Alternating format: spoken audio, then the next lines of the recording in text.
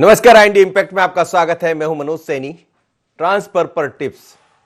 मध्य प्रदेश में ट्रांसफर शुरू हो गए हैं 1 जुलाई से, और इन ट्रांसफर होने के साथ ही अब जिम्मेदारी सरकार के सामने ये खड़ी हो गई है कि आखिर कैसे अपने लोगों को खुश रखा जाए, क्योंकि खुशी के बीच में लोग अपनी पर्सनल खुशी ढूंढने लगते हैं और कई बार ऐसा होता है कि आरोप प्रत्यारोप के दौर शुरू हो जाते हैं। इसी से बचने के लिए रात को डिनर डिप्लोमेसी देखने को मिली। मुख्यमंत्री शिवराज सिंह चौहान ने तमाम अपने प्रभारी मंत्रियों को बुलाया और टिप्स दिए कि अब आप जिलों का प्रभार संभाल रहे हैं, 10 दिन के भीतर आप जाइए और जिस जिले का आपको प्रभार मिला वहां के काम शुरू कर दीजिए, क्योंकि समय कम है।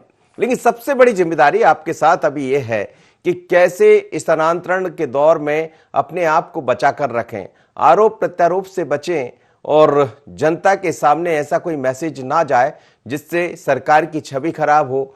कई बार हम देखते हैं कि जो बातें अंदर होती है वो बाहर आ जाती है, अल्टीमेटली सरकार के ऊपर सवाल खड़े होते हैं और दिक्कत सरकार की होती है, आप सबकी होती है। लेकिन जो तस्वीरें हम आपको दिखा रहे थे, डिनर डिप्लोमेसी की टिप्स दिखा रहे थे, तो शिवराज सिंह चौहान मध्य प्रदेश की मुख्यमंत्री ने अपने मातहतों को, अपने सहयोगी टीम को ये कहा है कि आपको किन टिप्स पर काम करना है और कैसे जनता के आरोप प्रत्यारोप से बचना है। या जो नेता, कांग्रेस तो ऑलरेडी जैसे ही नीति तय हुई है ट्रांसफर की, उसके बाद से सवाल उठाना शुरू कर दिए। प्रभारी मंत्री बने तो सवाल उठाना शुरू कर दिए, विपक्ष में है। लेकिन ये तस्वीरें देखिएगा, गोविंद सिंह राजपूत है, डॉक्टर नरोत्तम मिश्रा है, तुलसी सिलावट है और सामने शिवराज सिंह चौहान बैठे। ये टेबल भी अपने आप में बड़ी अलग है और बहुत कुछ बयां कर रही है। तो क्या होगा स्थानांतरण नीति को लेकर, क्या टिप्स दिए हैं मुख्यमंत्री शिवराज सिंह चौहान ने, वही हम आपको बता रहे थे। लेकिन जरा सुन लेते हैं कि क्या कहा डिनर पार्टी के बाद मध्य प्रदेश के गृह एवं जेल मंत्री डॉक्टर नरोत्तम मिश्रा ने और मंत्री भूपेंद्र सिंह ने। सुन लेते जरा, उसके बाद फिर कांग्रेस का बयान भी आपको सुनाएंगे। सुनिए। साध चोर लंपट और ज्ञानी, अपनी सीगत सबकी जानी। हमारे मुख्यमंत्री जी ने तो कल स्पष्ट रूप से कहा है, जो पॉलिसी है उसके तहत ही होंगे। पूरा ध्यान रखा जाएगा इन चीजों का। अधिकारी कर्मचारियों को भी कहा है, बिना पूछे कोई भी अपना ऑफिस न छोड़े, अनुमति लेने के बाद ही आए, सीधे ना आए। ये सारी बातें कल मुख्यमंत्री जी ने स्पष्ट रूप से कह दी। कांग्रेस के पास कुछ बोलने के लिए मुद्दे नहीं है और तबादला उद्योग तो कांग्रेस की सरकार में चलता था 12 महीने। हम लोगों ने तो एक निश्चित समय तय किया है, उसकी भी गाइडलाइन बनाई है और इसलिए जो बहुत आवश्यक ट्रांसफ़र होंगे वो ही ट्रांसफ़र होंगे। हमारे यहाँ कोई ट्रांसफ़र उद्योग भारतीय जनता पार्टी में नहीं चलता, ये कांग्रेस की संस्कृति है। 1.25 साल में हम लोगों ने देखा है कि किस तरह से ट्रांसफ़र हुए हैं और इसलिए ये आरोप उचित नहीं। तो चलिए, आप सुन रहे थे भूपेंद्र सिंह को, वो कह रहे थे, और डॉक्टर नरोत्तम मिश्रा भी कह रहे थे कि साफ तौर पर कह दिया मुख्यमंत्री जी ने कि कैसे आपको काम करना, किसी विवाद से बचना है। और अफसरों को भी कह दिया है कि ज्यादा से ज्यादा समय अपना ऑफिस में बिताए और जो काम आपको मिले हैं उन कामों को करें। यानी एक तरह से कसावट की तैयारी भी है। लेकिन अब जब ट्रांसफर नीति जारी हुई है, प्रभारी मंत्री बने हैं, तो जरा सुन लेते हैं विपक्ष का क्या कहना है। कोड़ाल चौधरी क्या कह रहे हैं, कांग्रेस के विधायक, ये भी सुनिएगा। अभी तक जितने ट्रांसफर उद्योग के रूप में ट्रांसफर करें वो करने का काम करा।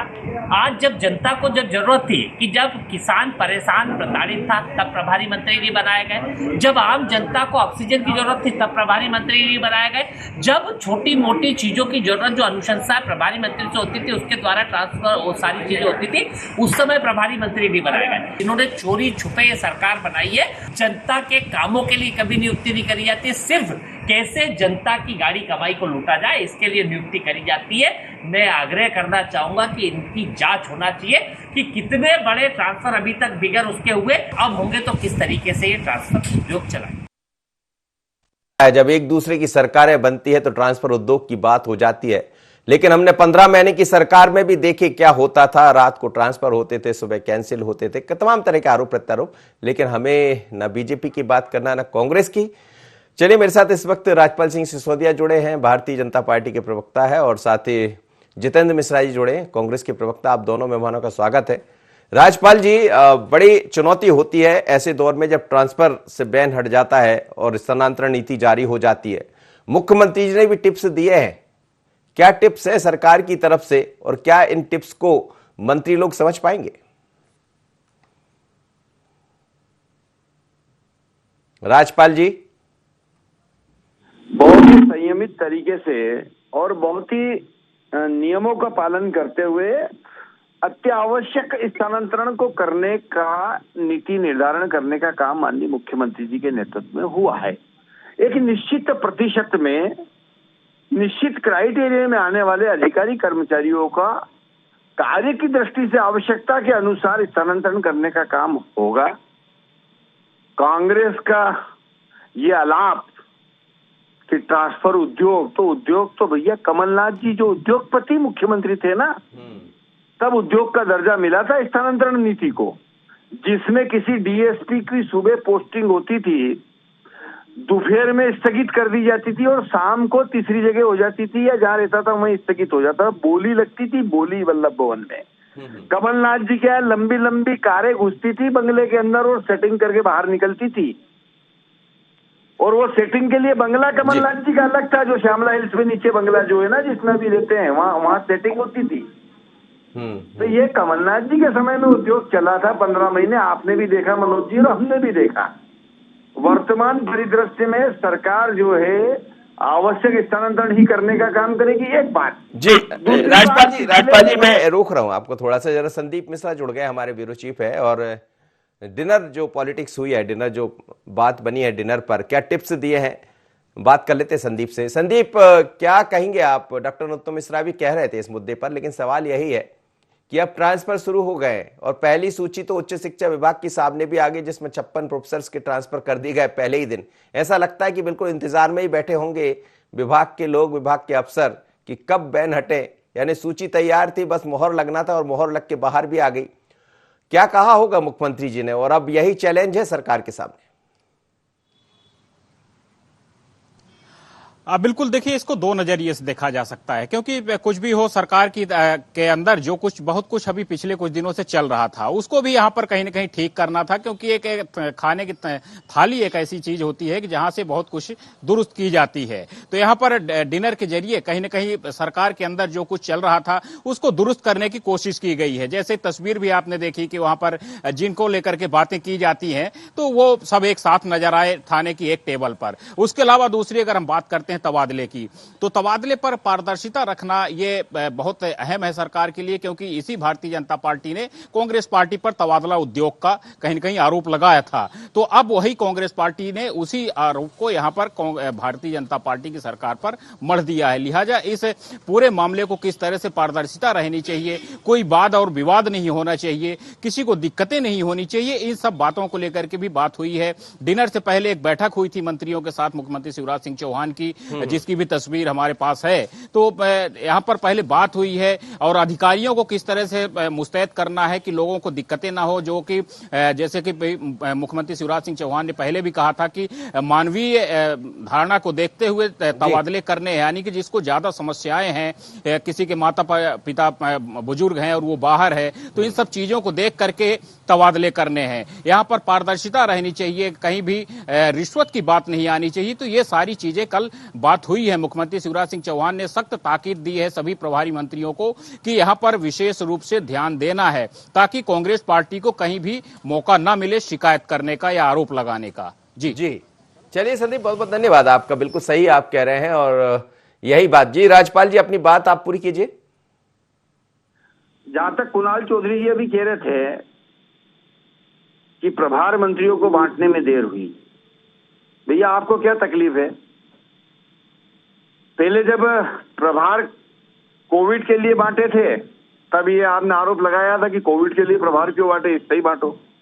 और जब आज कोविड से नियंत्रण उन प्रभारी मंत्रियों ने करने का काम किया अपने अपने जिलों में, और आज जब प्रभारी मंत्रियों का वितरण हुआ है जिलों का, बस तो आप ऑब्जेक्शन ये ले रहे हैं कि साहब क्यों करा, स्थानांतरण के लिए किया।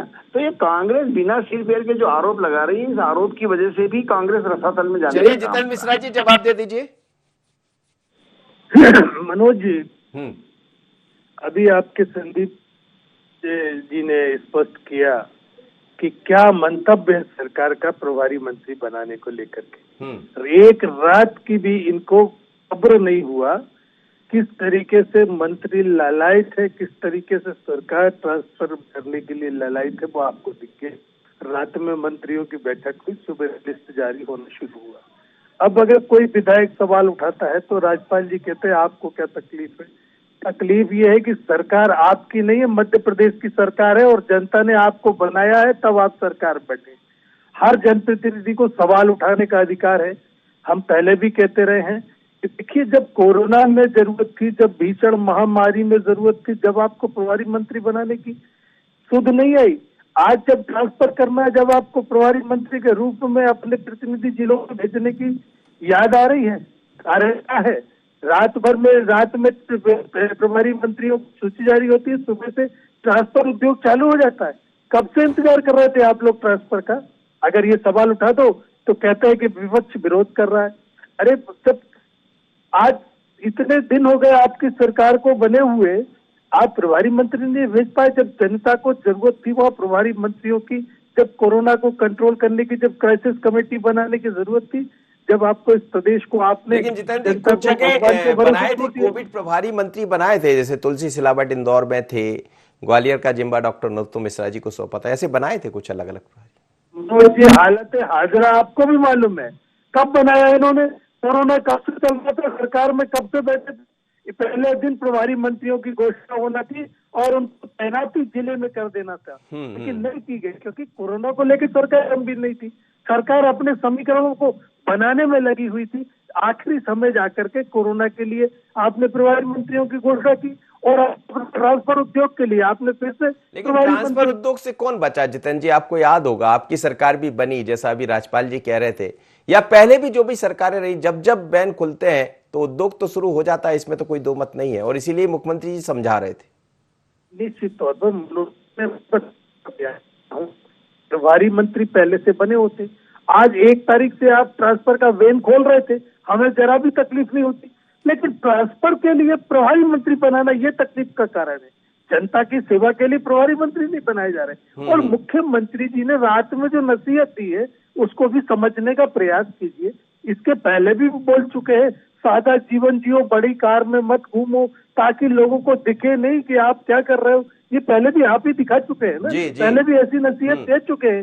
रात में भी वही नसीहत दी है कि भैया ऐसा मत कर देना कि छवि खराब हो जाए, धीरे धीरे अपना भी काम चलता रहे और आपका भी चलता रहे। ये नसीहत। चलो तुम्हारी भी जय हो, हमारी भी जय हो। ठीक है, मैं संदीप पौराणिक जी मेरे साथ जुड़ गए हैं, वरिष्ठ पत्रकार है। संदीप जी, जब जब ट्रांसफर होते हैं तो सवाल तो खड़े हो जाते हैं, सरकारें कोई भी रही हो, 20, 22, 25 साल की पत्रकारिता में हमने देखा, कोई नई बात नहीं है। लेकिन इस बार दिक्कत यह है कि एक तो कोविड की महामारी रही, सरकार पर भी सवाल उठे, सरकार ने अपने तरह से ठीक करने का प्रयास भी किया, पर अब ट्रांसफर आ रहे हैं और ट्रांसफर शुरू भी होगा। आप देखिए पहले दिन ही उच्च शिक्षा विभाग की सूची जारी हो गई और दूसरे दिन जब सुबह निकला तो एक सूची सामने है, तो अब तो ये रोज सूचियां आने लगेंगी। लेकिन डिनर पर क्या कहा होगा मुख्यमंत्री जी ने? देखिए मनोज जी, तबादले के लिए समय दिया गया है, 1 जुलाई से शुरुआत हुई है। तबादले तो होंगे। इस मध्य प्रदेश में 10 लाख कर्मचारी हैं लगभग, और अगर उनका कुछ प्रतिशत भी तबादले हुए तो वो लगेगा हजारों में तबादले हुए। सबकी अपनी जरूरतें हैं, सबकी अपनी मजबूरियां, ठीक है, उसमें बीच में कुछ लोग लाभ उठा लेते हैं। लेकिन जहां तक आपने बात की है रात के डिनर की मुख्यमंत्री के साथ, ये डिनर आम नहीं है, ये बड़ा खास डिनर है। कारण उसका ये है कि आने वाले समय में चुनाव भी हैं, उपचुनाव हैं, नगरीय निकाय चुनाव, पंचायत चुनाव है। दूसरी तरफ कई मंत्रियों की कार्यशैली को लेकर सवाल उठ रहे हैं। 1 to 1 मुख्यमंत्री बात करते हैं और उसमें बात कहते होंगे, लेकिन कई बार जरूरत ये होती है कि हम सामूहिक तौर पर कुछ बात करें। कैबिनेट में तो विषय रहते हैं, विकास के प्रस्ताव मंजूर हों, तमाम चीजें।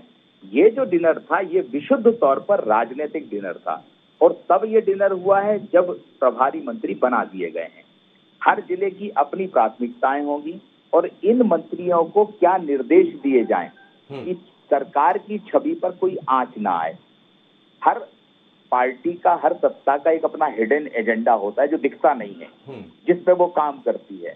मुझे ऐसा लगता है कि बड़ी संख्या में ऐसे मंत्री हैं जो कांग्रेस की विचारधारा से कभी जुड़े रहे हैं, अब वो बीजेपी में आ गए हैं। उन्हें प्रभारी मंत्री का पहली बार मौका मिला है बीजेपी शिवराज की सरकार में। लिहाजा ये जरूरी है कि उन्हें ये बताया जाए कि आपको प्रभारी मंत्री के तौर पर कैसे काम करना है। तो ये डिनर में दोनों चीजें हैं कि आपको अच्छा खिलाया पिलाया और अच्छी समझाइश भी दी गई होगी। मुझे ऐसा लगता है कि आने वाले दिनों में हो सकता है इस डिनर का असर जमीन पर भी मतलब ये समझाइश काम कर पाएगी, क्योंकि हम देख रहे हैं पहले दिन ही सूची जारी हो गई। देखिए, समझाइश तो राजनेता तो अपने मन से चलता है, वो एक लाइन तय होती है कि यहाँ तक लक्ष्मण रेखा है और वहां तक आप जा सकते हैं, उसके आगे आप नहीं जा पाएंगे। जो लक्ष्मण रेखा क्रॉस करेगा उसे संगठन भी नसीहत देगा और मुख्यमंत्री भी नसीहत देंगे। आपके पास पिछले दिनों का एक उदाहरण भी होगा कि प्रद्युम्न सिंह तोमर ने कैबिनेट में यशोधरा राजे से जो बातचीत हुई, उसके बाद संगठन ने उनको तलब कर लिया। ये तय मान के चलिए कि एक सीमा है, वहां तक वो लोग कर सकते हैं। तबादले कुछ तो करेगा ही मंत्री, ऐसा तो होगा नहीं कि मंत्री कुछ नहीं करेगा और विभाग कुछ नहीं करेगा, सारे काम मुख्यमंत्री करेंगे जी। तो नसीहत दी हो गई कि इस हद तक आपको जाना है और इस तरह से आपको काम करना है। नसीहत का असर हुआ या नहीं हुआ, इसका हमें थोड़ा सा इंतजार जरूर करना होगा। बिल्कुल ठीक आप कह रहे हैं और इंतजार करना पड़ेगा राजपाल जी। लेकिन जो नसीहत दी होगी, जो टिप्स दिए होंगे, मुखिया का काम ही होता है कि अपनी टीम को वो बताए कि आपको कैसे काम करना। लेकिन बहुत सारी चुनौतियां हैं आपके सामने। आने वाले दिनों में नगरीय निकाय के चुनाव भी है, फिर ये भी देखने को मिलेगा कि 3 उपचुनाव को लेकर आप चेहरे ढूंढ रहे हैं कि चेहरे कहां से लाएं, क्योंकि कई बार सवाल खड़े हो रहे हैं और वहां से कांग्रेस भी जीती है। दूसरा एक उपचुनाव लोकसभा का भी है। तो क्या ये टिप्स काम कर जाएंगे मुख्यमंत्री जी के? गुड गवर्नेंस देने जी उस पर मुख्यमंत्री जी खरे उतरेंगे। अच्छी सरकार हम उपलब्ध कराएंगे, जनता के बीच में हम उनकी समस्याओं को लेकर समाधान सरकार के माध्यम से करने का काम कर रहे हैं और हमारे किए हुए काम के आधार पर हम उपचुनाव में भी जाएंगे। अगर उपचुनाव में भी हम जगह जाने का काम करेंगे तो हमने जो काम किए हैं उन काम के आधार पर हम जाएंगे, वोट मांगेंगे और सफलता भी हमें प्राप्त होगी। इसलिए क्योंकि हम जिस नियत से माननीय मुख्यमंत्री जी काम कर रहे हैं वो नियत बहुत साफ है और सामूहिकता के साथ वो काम कर रहे हैं। अगर डिनर को पॉलिटिक्स का अंग माना जाता है तो ठीक है, उस पर अपनी प्रतिक्रिया आती रहे, परंतु वास्तविक में उस डिनर के माध्यम से मुख्यमंत्री जी का सभी मंत्रियों के साथ बैठना इस बात की और हम इसको लेके जाता है, इस पूरी चर्चा को, कि यह सामूहिकता के साथ करने का काम माननीय मुख्यमंत्री जी का एक सामूहिक प्रयास है। कैसे अच्छी सरकार दें, कैसे अच्छे निर्णय करके दें, इसके लिए सामूहिक रूप से बैठना, बात करना, ये हमारी कार्यपद्धति भी है और हमारी कार्यपद्धति के अनुसार ही हमारे मुख्यमंत्री जी काम कर रहे हैं। ये हमारे लिए संतोष की बात है, गौरव की बात भी है, क्योंकि भारतीय जनता पार्टी की कार्यपद्धति है सबके साथ में बैठकर सामूहिकता के साथ निर्णय लेना। यहाँ ऐसा नहीं है कि कमलनाथ जी ने सुबह ट्रांसफर कर दिया और दिग्विजय सिंह ने दोपहर में रोक दिया और रात को अजय भैया ने फिर उसको जो है पोस्टिंग करवा दी है। ये कांग्रेस में होता था, भारतीय जनता पार्टी में ऐसा नहीं होता है। भारतीय जनता पार्टी में सामूहिकता के साथ में निर्णय होते हैं और उस सामूहिकता के साथ निर्णय होते हैं वो दिख भी रहा है। इस प्रकार की बैठकों के माध्यम से जब सामूहिक बातें होती है तो जो हम बोलते हैं वो हम कर रहे हैं, ऐसा परिलक्षित भी होने का काम होता है जी। लेकिन जितेंद्र मिश्रा कुछ बता रहे थे, वो बता रहे थे कि टिप्स किस बात के दिए?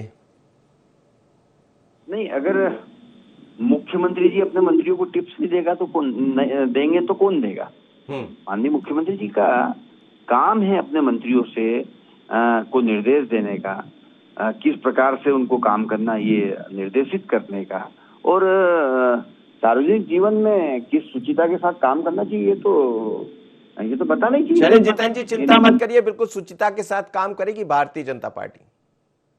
देखिए मनोज जी, भारतीय जनता पार्टी का जो चरित्र है वो गवाही दे रहा है कि अभी तक सुचिता से काम नहीं हुआ। मुख्यमंत्री जी लगातार घिरे हुए हैं। तो बोलते रहे वो चाल चरित्र चेहरा सब बेहतर रखना है। एक तो क्या है कि जनता का आक्रोश लगातार झेलना पड़ रहा है इस सरकार को कोरोना में दी हुई ढिलाई के कारण। आप एक चीज हो तो मैं गिनाऊं, रेमडेसिविर की कालाबाजारी में इनके कार्यकर्ताओं के नाम आए। ये ऑक्सीजन तक उपलब्ध नहीं करा पाए मध्य प्रदेश की जनता को। बात करते हैं जनसेवा की, आपने देखा किस तरीके से वैक्सीनेशन को लेके 1 मई को लगा देंगे, शुरू कर देंगे। आज भी ग्रामीण क्षेत्रों में सुबह 11 बजे वैक्सीन शुरू होता है, दोपहर लंच के बाद खत्म हो जाता है, फिर कब आएगा कब लगेगा। ये सारा आक्रोश मुख्यमंत्री को झेलना पड़ रहा है। दूसरा, मुख्यमंत्री के साथ मंत्रियों का जो तालमेल है वो भी नहीं है, क्योंकि मुख्यमंत्री के बनाए हुए मंत्री नहीं है, ये तो दहेज में आए हुए मंत्री हैं जिनको उन्हें कहीं ना कहीं समायोजित करना पड़ा था। तो तो वो मुख्यमंत्री की बातों को ध्यान नहीं दे रहे हैं, इसलिए डिनर की जरूरत पड़ी। सर दहेज इसलिए दहेज अब आप देखिए ना, आप अपनी बात से कैसा कर रहे हैं। आप दहेज जब होता है, जब कोई कुछ लेकर आए, वो तो लेने के बाद आए, आप जैसा कहते हैं। नहीं तो अगर इसको दहेज नहीं कहेंगे तो दहेज किसको कहते हैं? हाँ, एक आदमी के साथ में अगर कोई पलटन आती है, वो उनका कमिटमेंट करता होता है क्या? अरे वो तो किसी दूसरे लोग हैं जो आपके साथ में समय के साथ जुड़ गए। मेरा ये कहना है, अगर ये नहीं होता तो क्यों मंत्री को सीएस के साथ लड़ाई करना पड़ता कैबिनेट के अंदर? क्यों एक मंत्री दूसरे मंत्री को फटकार रहा है, दूसरा मंत्री तीसरे को फटकार रहा है? क्यों मंत्री दखल देके लड़ाई करो सामने? ये सब क्या ये बताता है? ये सब ये बताता है कि कहीं ना कहीं एक रूपता नहीं है मंत्रिमंडल के अंदर, कहीं ना कहीं भारतीय जनता पार्टी में एक रूपता नहीं है। मुख्यमंत्री को ये चिंता लेकिन वो ये भी कह रहे थे कि हमें याद है कमलनाथ जी के समय क्या हुआ था, रात में ट्रांसफर होते थे, सुबह कैंसिल हो जाते थे। वो मैं आपको बता दूं मनोज जी, अपनी सरकार को जवाब देने के बजाय अभी राज्यपाल जी हो या कोई भी भारतीय जनता पार्टी के नेता हो, कांग्रेस को जरूर लाते हैं। आज सरकार आपकी है, आपको अपने जवाब देने अभी नेहरू जी पे जाएंगे या अभी पाकिस्तान के बंटवारे बांग्लादेश पे जाएंगे। तो मेरा ये कहना है कि आज जो डिनर की बात हो रही है उस पर जवाब दीजिए आप कि डिनर की आवश्यकता पड़ी। तो मुख्यमंत्री को कुछ दिन पहले कहना पड़ा था कि भैया सादा जीवन जियो, जिससे जनता समझ ना पाए कि आप लोगों का क्या चल रहा है, छोटी गाड़ी में चलो। ये सब पे जवाब दे राज्यपाल जी, तो समझ में आता है। जी ये जो आप कह रहे थे कि डिनर बहुत अलग रहा है, लेकिन मैं जो तस्वीरें देख रहा हूं टीवी स्क्रीन पर दिखाई दे रही, एक टेबल है जिस पर गृह मंत्री डॉक्टर नरोत्तम मिश्रा जी भी बैठे हुए हैं, गोविंद राजपूत भी बैठे हैं, उनके ठीक बाजू में सामने तुलसी सिलावट बैठे हैं, फिर हम कमल पटेल को देख रहे हैं, यशोधरा राजे, वो तमाम लोग, और बीच में मुख्यमंत्री जी भी बैठे हैं। तो तस्वीरें बड़ी सुखद दिखाई दे रही, लेकिन 15,000 आवेदन आए ट्रांसफर के। मनोज जी, मैंने एक जो बात कही ना आपसे कि मध्य प्रदेश में 10 लाख कर्मचारी हैं लगभग, 15,000 अगर आवेदन आए हैं तो प्रतिशत कितना निकलता है? 1 और 1.25। तो क्या व्यवस्था जब भी हम बदलते हैं, अगर आप देखिए कि हम अपने घर के ड्राइंग रूम को भी बदलते हैं तो थोड़ा सा चेंज करते हैं तो वो करीब करीब 25% बदल जाता है जी। ये प्रशासनिक व्यवस्था है और लोगों की जरूरत है। एक बड़ा वर्ग वो होता है जो तबादले को अपनी जिंदगी में बड़े बदलाव लाने का माध्यम मानता है। मान लीजिए किसी का पति कहीं पोस्टेड है और पत्नी दूसरी जगह पोस्टेड है, तो वो चाहे दोनों एक जगह आ जाए तो तबादला ही होगा वो एक रास्ता। तो संख्या तो बढ़ती है, वो होता है, लेकिन जो बात सही है कि इस तबादले में लोगों के स्वार्थ भी हैं। जैसे हम ये कहें कि बीच में कुछ लोग सक्रिय होते हैं जो अपने स्वार्थ कमाते हैं, वो भी एक व्यवस्था का हिस्सा बन चुका है हमारे यहाँ। लेकिन तबादले भी जरूरत है ना, ये तो हम कह नहीं सकते। एक तरफ आप कहते हैं कि एक कर्मचारी को 3 साल से ज्यादा एक जगह नहीं रहना चाहिए जी, तो तबादला तो होगा। मतलब कुल मिलाकर के माने कि 10 लाख जो कर्मचारी हैं उनमें अगर 10% हर साल बदले जाएंगे तो 1 लाख लोगों का तबादला होगा। ये व्यवस्था का हिस्सा है। लेकिन जो दूसरा पक्ष है वो ये है कि तबादलों में पक्षपात नहीं होना चाहिए, तबादलों में राजनीतिक विचारधारा के लोग नहीं देखे जाने चाहिए। अगर ये होगा तो आप ये मान के चलिए कि सवाल उठेंगे। हम एक बात की प्रशंसा करेंगे, कमलनाथ के कार्यकाल में शिक्षकों के तबादले ऑनलाइन हुए थे, उनमें गड़बड़ियां सामने नहीं आई। जी जी। इस बात को बीजेपी की सरकार को भी समझना होगा, सोचना होगा कि इतनी बड़ी तादाद में 50-60 हजार से ज्यादा तबादले हुए थे तब शिक्षकों के, लेकिन वैसी शिकायतें नहीं आई जैसी तबादलों को लेकर आती हैं। इसलिए आज जरूरत इस बात की है कि जरूरतमंदों के तबादले हों, इसका जरूर ध्यान रखा जाए। लेकिन संदीप जी ये संभव है क्या? क्योंकि इसलिए अभी 2023 की तैयारियां अभी से शुरू हो गई है और मुझे लगता है सरकार बचना चाहेगी किसी वाद विवाद से, तो अगली बार ट्रांसफर होंगे नहीं। यही मौका होगा जब सब चाहेंगे कि हमारे विभाग का हमें लाभ मिल जाए। स्वाभाविक बात है मनोज जी की राजनेता जो जिस विभाग का मंत्री है वो भी एक कोशिश करेगा कि हम अपने लोगों को समायोजित कर लें, अपने लोगों की मनपसंद जगह पदस्थापना कर दें। लेकिन एक वर्ग वो होता है जो जरूरतमंद होता है, उसको भी आपको प्राथमिकता देनी होगी। सिर्फ चश्मा आपका राजनीतिक नहीं होना चाहिए। जी जी जी। सिर्फ जो बीच में सक्रिय लोग होते हैं उनकी बात नहीं सुनी जानी चाहिए। इस चीज का अगर ध्यान रखा गया तो मुझे ऐसा लगता है कि कर्मचारी अगर खुश रहेगा तो आपकी सरकार की फिजा बनाने में, सकारात्मक संदेश बिल्कुल ठीक कहा आपने। ये बड़ा महत्वपूर्ण है कि सरकार की फिजा तो कर्मचारी बनाते हैं, किसान बनाते हैं, और यही आगे चलकर सवाल भी खड़े करते हैं। तो ये समझना पड़ेगा। आप सभी मेहमानों को बहुत धन्यवाद, मेरे साथ जुड़े आप।